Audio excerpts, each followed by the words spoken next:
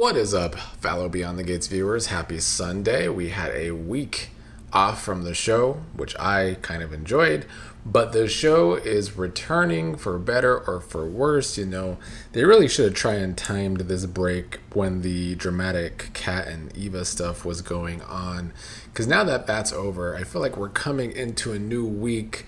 But what's the hook coming into this new week? We'll talk about that preview today. But I am a little wary about this week. I'll also go over some of your comments from 2 weeks ago, since there was no shows last week to comment on. But let's get through this preview while I have the time. First in the preview is Tomas and The Duprees surprising Cat. Tomas wanted this surprise party for Cat coming home from the hospital. We know that he has bigger plans, which we'll talk about here in a while. But it's good to see the family celebrating Cat. I don't know how Cat should feel about everyone in the family. I do think her and Martin should have some things to talk about for sure. Next in the preview is Joey asking Randy if Deanna would recognize him, and Randy asking why, and Joey saying that she is Randy's job.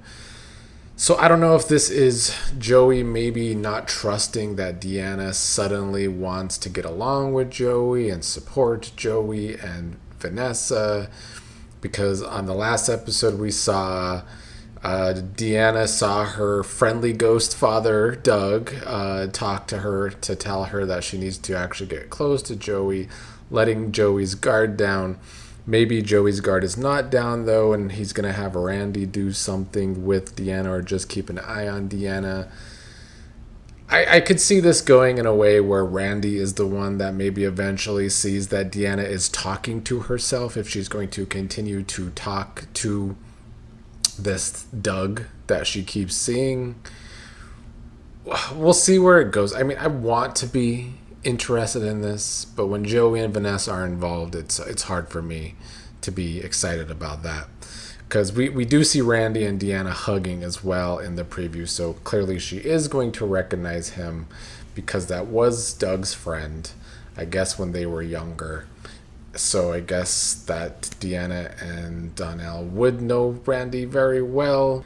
I don't know. We'll see where they go, but this show has always disappointed me with Randy's storylines. I've always felt there was more potential for Randy's storylines. They always take Randy's storylines in a direction that I don't like. Next in the preview is Hayley telling Mike he is crazy if he thinks he can win this case, but Mike is confident. I believe his name is Mike, the old one that used to work for Bill, that got fired for sexual harassment and all of that, and is now taking Madison's case. It does seem as though Madison's case is going to be one of the prominent stories this week. Maybe not prominent, but I think it's going to be on more than once, which is more than it's usually on. But it's also one of those storylines where it's should we care? Because Madison's barely even on. Because also in this preview, we see Bill and Madison and Mike all sitting down to discuss the case.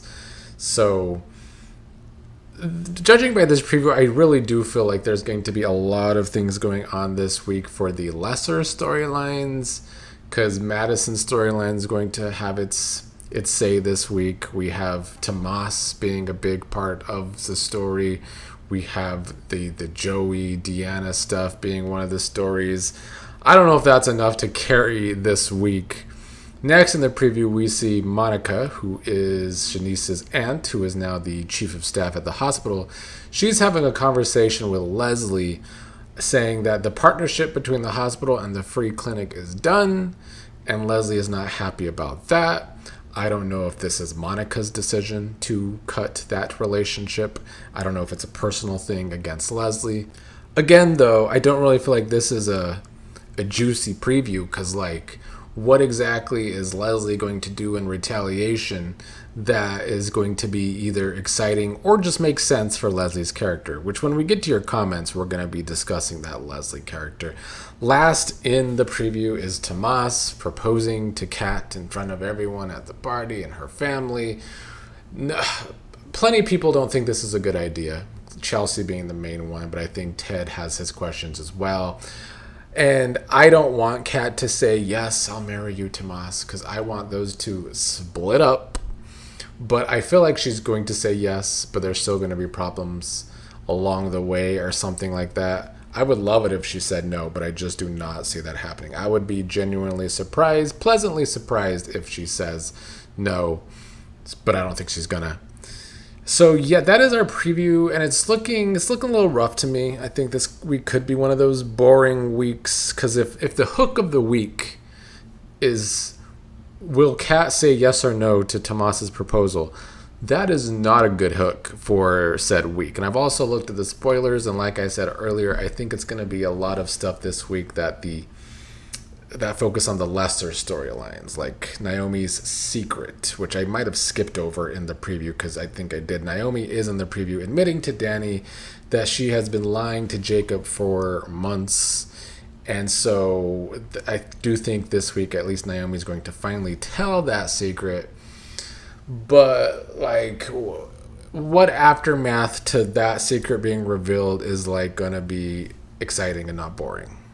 If you have a different opinion that somehow the Naomi secret storyline could suddenly become exciting, let me know. But let's get to some of y'all's comments before I gotta go. These are from 2 weeks ago, like I said, the last time the show was on. Wade David said, Leslie will never change. Look how she interrupted Dani when she mentioned Nicole to Ted about coming to see Kat. You guys had a lot of comments about Leslie that week of the show because, you know, she was going around saying she was going to change a new leaf. But we're already seeing that that's probably not going to happen. Gracie Majors also said, regardless of what happens, Leslie is never going to change her ways. She will continue to crawl like the snake she is.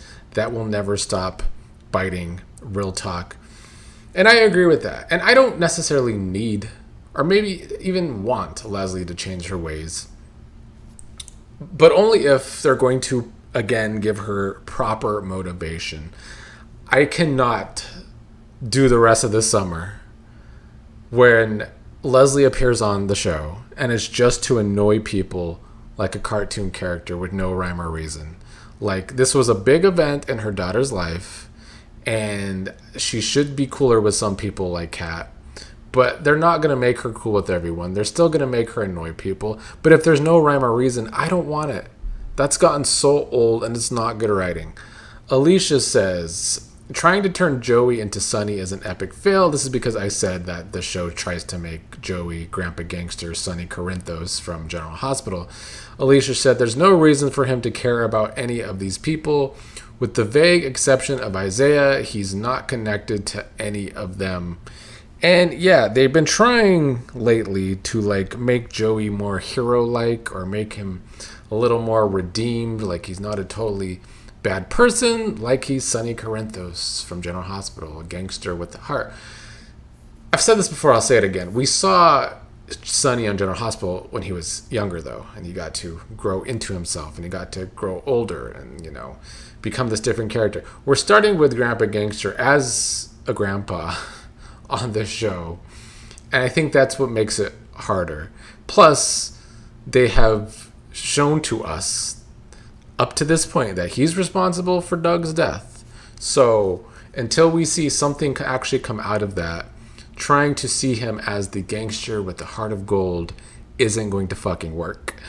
Doc Backhand said, I was skeptical of the relevance of Kat's out-of-body experience until the end reveal. Kat couldn't release her animosity of Eva until she experienced firsthand Eva's ostracism and unfair judgment. Funny how Kat even switched Leslie and Nicole's personas in her subconscious. Yeah, they used that episode. I know some people didn't like it, but I think it was used effectively to show us why Kat might actually soften at least a little bit, not be totally as cold towards Eva anymore. And I like that, frankly. Embers Kelly said, I'm glad the Cold War is over. Kat and Eva are finally being civil. They don't have to be friends or sisters, though I do think it will happen later down the line. I am curious as to what Kat will do about Leslie. Yes, I do like this progress for Kat and Eva, and I don't think they're going to be like super close sisters right away, but I do think it will happen eventually. I think it's more realistic if it's a slow burn. And they don't have to like always get along. They could still have tension between them if done right, if the writing can pull that off. And I do wish Kat would do more about Leslie, though. I think she could have. I think a lot of you had great ideas about how she could have like blackmailed Leslie in order to help Eva out. Though I saw Colby on a podcast, or at least some clips of the podcast, of her answering questions, and she liked those ideas too, that Kat maybe should have blackmailed Leslie to give her part of her liver to Eva. But then she also said, but that kind of takes away that Kat was really just doing this for her father. Gemini P said, please get Tomas out of here. He sucks. It's like watching paint dry with him. I definitely think it's a bad idea to propose to Kat. I hope she says no. I love the talk with Eva and Kat today. Hopefully they remain cordial. I think most of us don't like this idea of Tomas proposing to Kat, because I don't think any of us want Kat still tied down to such a terrible character on this show. I really would love for this whole liver transplant storyline to take Kat in a totally new direction, give her meatier storylines that don't involve Tomas to drag down scenes, because Colby showed us these past few weeks the show was on, she's such a great actress. Rodney Herring said the best part of the show today was Kat and Eva. Yes, that made me shed a tear. Kat is definitely not ready for an engagement. Tomas looks so out of place. He's like a robot. Kat may forgive Eva, but she will never forgive Leslie. She wants to see Leslie locked up. Another person on the Tomas and Kat can't get married train. I still do think that Kat's going to say yes this week, though. But I would like for her to maybe just say, hey, I'll think about it or something. But I feel like they're going to go a different direction to drag this out further before Kat and Tomas do fall apart. Or, with this show, they might just get married. Who knows? And yeah, I do think Kat will still have a grudge against Leslie, but what can they do to Leslie at this point? It seems like nothing on this show. Adrian Crosby says, Bill and Dani keep me tuned in to Beyond the Gates. They are comedy, drama, and romance at the same time. Hayley is a side piece, and Dani is still Bill's wife. I think Bill starting to act like that again, or wants to act like that again.